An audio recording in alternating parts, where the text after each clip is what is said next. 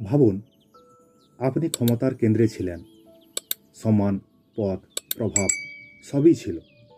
হঠাৎ রাজনৈতিক ষড়যন্ত্রে বন্দী হলেন, মৃত্যুদণ্ড নিশ্চিত। বন্ধুরা মুখ ফিরিয়ে নিল, ভবিষ্যৎ অন্ধকার। নমস্কার, লাইভ ধর্মপথ চ্যানেলে স্বাগত। এই যে পরিস্থিতি, এই পরিস্থিতিতে বা এই অবস্থাতে কেউ কি লিখতে পারে? আমরা আজ রোমান দার্শনিক, রাজনীতিবিদ বেওথিয়াসের একটি কাহিনী নিয়ে আলোচনা করব। বেওথিয়াস কারাগারে বসে মৃত্যুর অপেক্ষায় তিনি লিখলেন দ্য কনসোলেশন অফ ফিলোজফি, দর্শনের ইতিহাসে অন্যতম বিস্ময়কর একটি বই। সেখানে কান্না নেই, কোনো অভিযোগ নেই, আছে এক প্রশ্ন: সুখ কি? ভাগ্য কি আমাদের সঙ্গে খেলা করে? বেওথিয়াসের বইটি সংলাপ আকারে লেখা। একদিন কারাগারে বসে তিনি যেন দর্শনকে এক নারী রূপে কল্পনা করেন, যাকে তিনি লেডি ফিলোজফি বলেছেন। তিনি এসে বেওথিয়াসকে সান্ত্বনা দেন।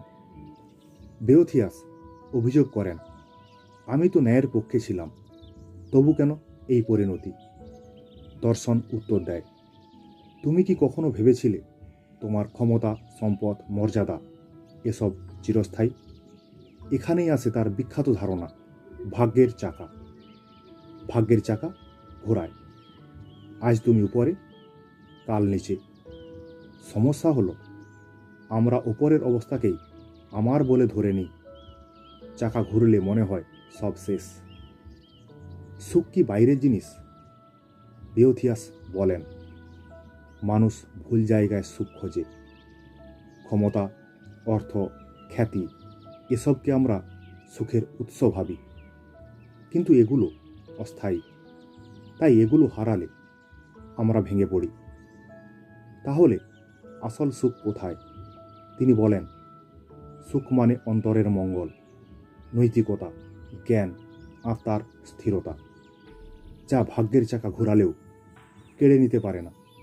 কারাগারের দেওয়াল তার স্বাধীনতা কেড়ে নিয়েছিল, কিন্তু তার ভাবনা, তার নৈতিক অবস্থান কেউ কেড়ে নিতে পারেনি।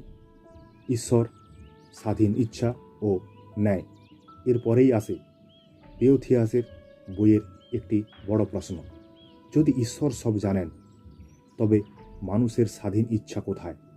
তিনি যুক্তি দেন, ঈশ্বর সময়ের বাইরে, তিনি ভবিষ্যৎ আগে থেকে জানেন না, তিনি সব কিছুকে একসঙ্গে দেখেন।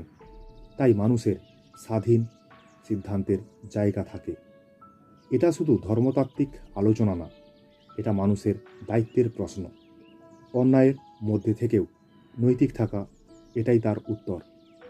আজ আমরা সুখ মানে সাফল্য, ফলোয়ার, সম্পদ ভাবি, কিন্তু যখন সব ভেঙে যায়, তখন বেওথিয়াসের প্রশ্ন ফিরে আসে, আপনি কি এমন কিছু গড়েছেন যা হারানো যায় না? তিনি ক্ষমতা হারিয়েছেন, জীবন হারিয়েছেন, কিন্তু তার বই ১৫০০ বছর ধরে টিকে আছে। শেষ প্রশ্নটা আপনার জন্য, আপনার সুখ কি ভাগ্যের চাকার উপর দাঁড়িয়ে, নাকি এমন কিছুর উপর দাঁড়িয়ে যা ভেঙে পড়ে না? কারাগারে বসে লেখা এই দর্শন আজও বলে, সুখ বাইরের না, সুখ আপনার ভেতরে কতটা স্থির সেটাই আসল। এখান থেকে আমরা জানতে পারলাম, আজ যা আছে কাল নাও থাকতে পারে, তাই এগুলোকে নিজের পরিচয় বানাবেন না। নৈতিকতা, জ্ঞান, আত্মমর্যাদা এগুলো ভাগ্যের চাকা কেড়ে নিতে পারে না।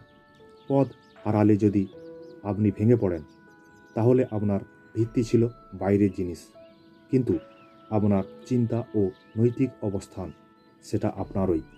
তাহলে শেষ প্রশ্নটা আপনার জন্য, আপনার সুখ কি ভাগ্যের চাকার উপর দাঁড়িয়ে? ধন্যবাদ।